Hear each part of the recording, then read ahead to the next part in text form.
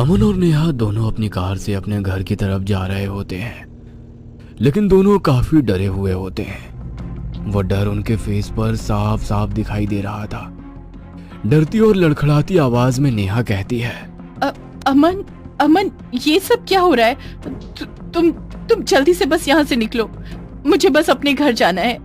मुझे भी नहीं पता ये सब क्या था, लेकिन अब हम दोनों सुरक्षित हैं। तुम डरना बंद करो और चिंता ना करो, हम कुछ देर में घर पहुंच जाएंगे।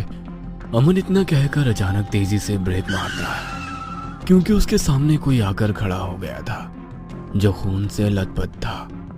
जैसे ही अमन उसके चेहरे की तरफ देखता है तो उसके होश उड़ जाते हैं, क्योंकि उसके ठीक सामने उसकी ही पत्नी नेहा खून से लथपथ खड़ी थी, जो अमन से मदद मांग रही थी। और वहीं एक साइड में उसके बगल वाली सीट पर भी नेहा ही बैठी थी, जो डरी और सहमी थी। तभी वो अमन से कहती है कि गाड़ी चलाओ, वरना हम मारे जाएंगे। अमन भी डरती हुई आवाज में बोलता है, हाँ हाँ। ये कहकर गाड़ी को 4th गियर में डालते हुए एक्सीलेटर देकर गाड़ी को 60 की स्पीड में भगाता है और सामने खड़ी नेहा को उड़ा देता है और आगे जाने लगता है। कुछ दूर आगे जाकर अमन एक राहत की सांस लेता है और कहता है, अगर तुम नहीं होती तो मैं फिर से छलावे के जाल में फंस जाता। अच्छा किया तुमने सही टाइम पर मुझे गाड़ी चलाने को कह दिया। लेकिन अब नेहा कुछ नहीं बोल रही थी, वह बिल्कुल शांत थी और सामने की तरफ देखे जा रही थी। इस पर अमन कहता है, क्या हुआ नेहा, कुछ तो बोलो। अब हम लोग छलावे से दूर आ गए हैं, अब हमारी जान को कोई खतरा नहीं है। इतना कहकर अपना हाथ नेहा के शोल्डर पर रखता ही है कि तभी नेहा अपनी गर्दन अमन की तरफ घुमाती है और उसकी आंखें काली हो चुकी थी। वो एक भारी और डरावनी आवाज में कहती है, तुम मुझसे बचकर कहीं नहीं जा सकते, तुम्हें भी मरना होगा। इतना कहते ही अमन जोरों से चीखता है और वो कार देखते देखते गायब हो जाती है। उसी रोड से नितिन और नताशा, जो पति पत्नी होते हैं, अपने दोस्त के फार्म हाउस जा रहे होते हैं। रास्ते में नताशा कहती है, यार तुम्हारी दोस्तों को और कोई जगह नहीं मिली रीयूनियन करने के लिए। इतनी रात का वक्त है और फार्म हाउस भी जंगल के बीचों बीच है, अगर कोई खतरा हुआ तो। अरे तुम चिंता मत करो, अभिषेक का फार्म हाउस काफी सेफ है। अभिषेक अक्सर वहां जाया करता है और वैसे भी कॉलेज के सभी दोस्त आ रहे हैं, तो क्या फर्क पड़ता है, लोकेशन कुछ भी हो, साथ में रहेंगे तो सबको मजा ही आएगा।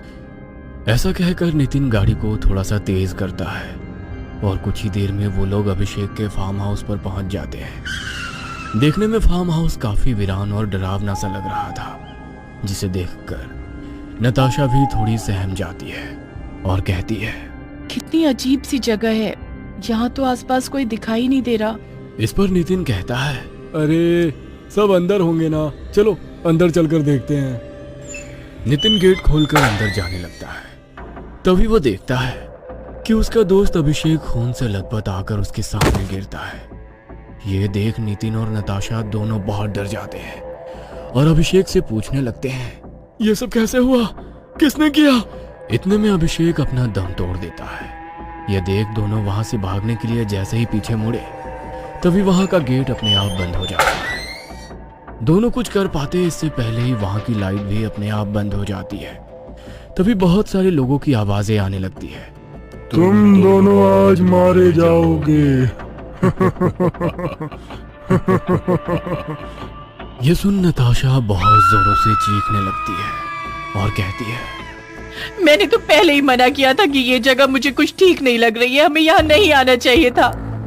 इतने में ही लाइट ऑन हो जाती है और नताशा के चारों तरफ नितिन के दोस्तों की हंसने की आवाजें आने लगती है।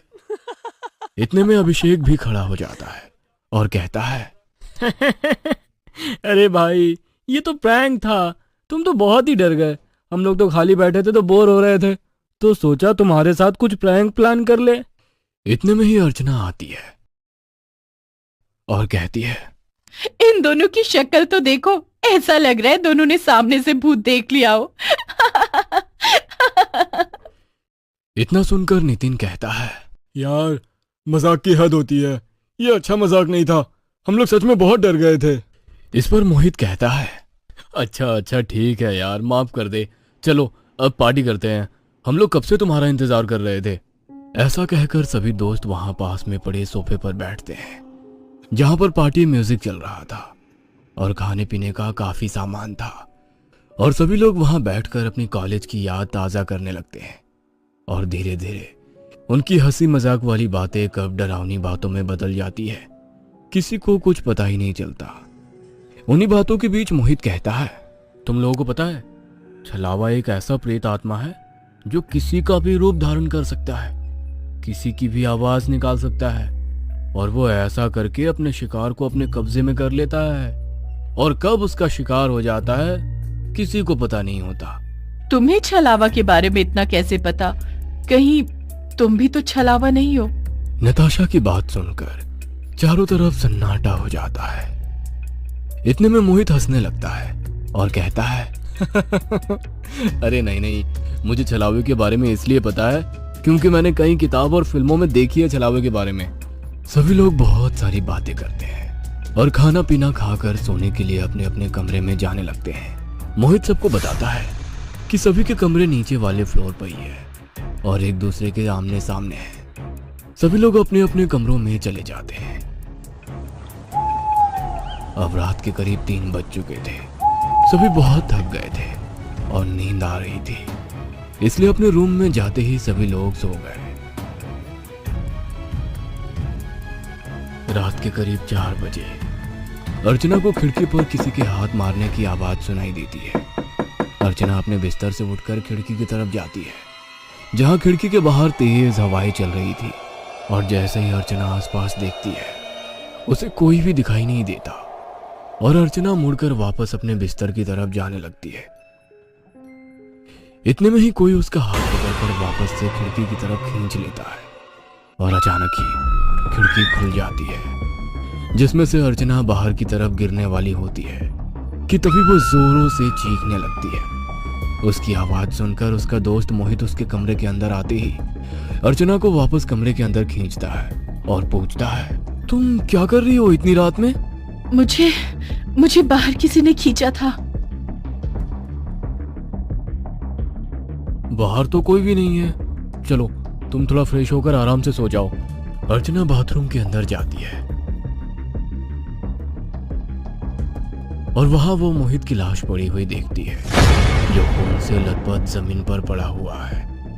यह देख अर्चना फिर एक बार जोरों से चीखती है और कमरे के बाहर आ जाती है। उसकी चीख सुनकर उसके बाकी के दोस्त भी उसकी तरफ आते हैं और कहते हैं, क्या हुआ, तुम ऐसे क्यों चीख रही हो?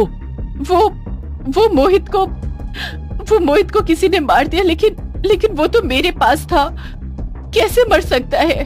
अब उसकी ऐसी अजीब सी बातें सुनकर किसी को कुछ समझ में नहीं आता, लेकिन फिर भी मोहित के मरने की बात सुनकर सभी एक साथ अर्चना के कमरे में जाते हैं, जहां पर कोई भी नहीं था और वॉशरूम में भी कोई लाश नहीं थी।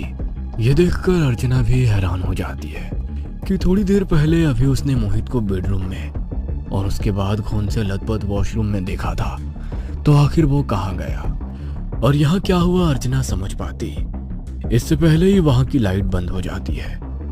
अब अर्चना अपने दोस्तों को कहती है, मेरा हाथ पकड़ लो, मुझे डर लग रहा है।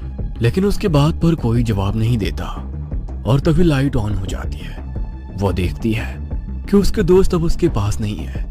इस पर अर्चना रोते हुए कहती है, अगर तुम लोग मेरे साथ मजाक कर रहे हो तो ऐसा मजाक मुझे पसंद नहीं है और मैं यहाँ से जा रही हूँ। तुम लोगों को यहाँ रहना है तो रहो, मैं नहीं रहूंगी। ऐसा कहकर अर्चना बाहर गाड़ी की तरफ जाने लगती है और जैसे वो गेट के पास पहुंचती है, उसको अपने पीछे से उसके दोस्तों की आवाज आने लगती है। जैसे वो पलटकर देखती है, उसके सभी दोस्त वहीं सोफे पर बैठकर बातें कर रहे थे और हंस रहे थे, जैसे कुछ हुआ ही ना हो। अर्चना गुस्से में उनकी तरफ जाने लगती है, लेकिन वो देखती है कि उसके सभी दोस्तों के सर से खून बहने लगता है और सभी दोस्त उसको अजीब तरीके से देखने लगते हैं। यह देख अर्चना डर जाती है और वापस गेट की तरफ भागती है और बाहर खड़ी कार में बैठ जाती है और एक राहत की सांस लेती है कि तभी गाड़ी की तरफ भागते हुए अभिषेक भी आ जाता है, जिसकी हालत काफी खराब थी। अभिषेक गाड़ी के शीशे पर हाथ मारने लगता है और अर्चना से कहता है, अर्चना, गाड़ी का डोर खोलो। वो मुझे मार देगा। मेरी बात सुनो, मैं तुम्हारा दोस्त हूँ, खोलो। अभिषेक को अपने सामने देखकर अर्चना फटाफट गाड़ी का डोर खोल देती है और अभिषेक गाड़ी में बैठकर एक लंबी सांस लेता है और कहता है, हमारे सारे दोस्त मारे गए। तुम क्या कहना चाह रहे हो? छलावा हम सबके पीछे पड़ गया था और छलावे ने मेरे सारे दोस्तों की जान ले ली है। उसने हमारे सामने ऐसी ऐसी चीज करी जिससे हमें समझ ही नहीं आया कि क्या चीज असली और क्या नकली है। और एक एक करके मेरे सारे दोस्त मेरे आंखों के सामने मारे गए। मैं बहुत मुश्किल से बचा हूँ और हमें ये भी नहीं पता था कि तुम कहाँ हो। हमने बहुत कोशिश करी थी, तुम्हें बहुत आवाज दी, लेकिन तुम हमें कहीं भी दिखाई नहीं दी थी। तुम आखिर थी कहाँ? मैं अपने कमरे में ही थी और मैंने ही तुम लोगों को सबसे पहले बताया था कि मोहित मर गया। नहीं, तुम तो हमें मिली नहीं। दोनों को ही कुछ भी समझ में नहीं आ रहा था कि उनके साथ अभी क्या हुआ। तभी अर्चना गाड़ी को तेज भगाकर वहां से जाने लगती है कि रास्ते में देखते हैं कि हाईवे पर एक कार का एक्सीडेंट हुआ है। यह देखकर दोनों गाड़ी से बाहर आकर देखते हैं। जैसे ही दोनों कार के पास जाते हैं, दोनों के होश उड़ जाते हैं। वो दोनों पसीना पसीना हो जाते हैं और बिना एक सेकंड वहां रुके दोनों भागते हुए वापस कार में आकर बैठ जाते हैं और अपनी कार को तेज स्पीड में लेकर भाग जाते हैं। कुछ दूर आकर अर्चना कहती है, ऐसा कैसे हो सकता है? ये दोनों कैसे मर सकते हैं? असल में एक्सीडेंट वाली कार में दोनों ने नितिन और नताशा की लाश देखी, जो कि देखने से ही समझ आ रहा था कि दोनों फार्म हाउस की तरफ ही आ रहे हैं। लेकिन रास्ते में ही दोनों का एक्सीडेंट हो गया।